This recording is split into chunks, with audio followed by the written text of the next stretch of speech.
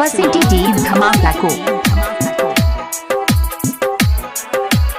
Music by DJ Umesh Sukhipur बाजार।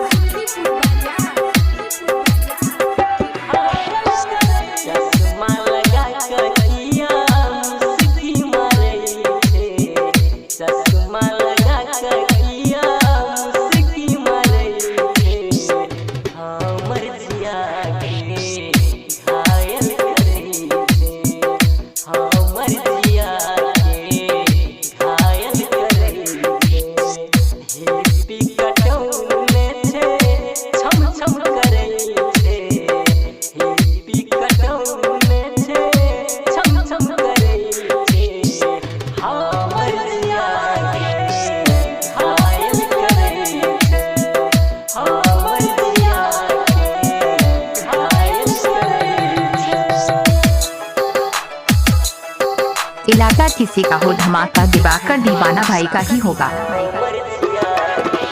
DJ Umesh Sukhipur बाजार।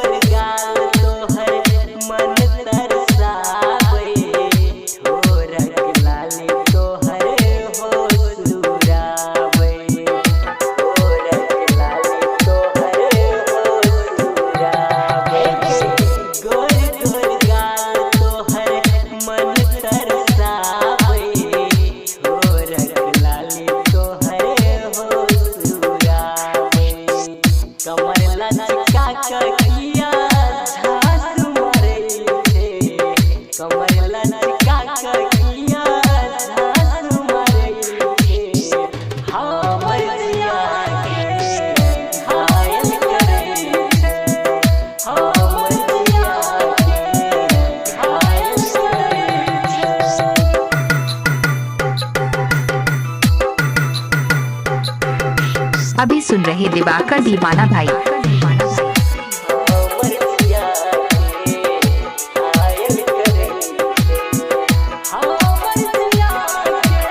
Music by DJ Umesh Sukhipur बाजार।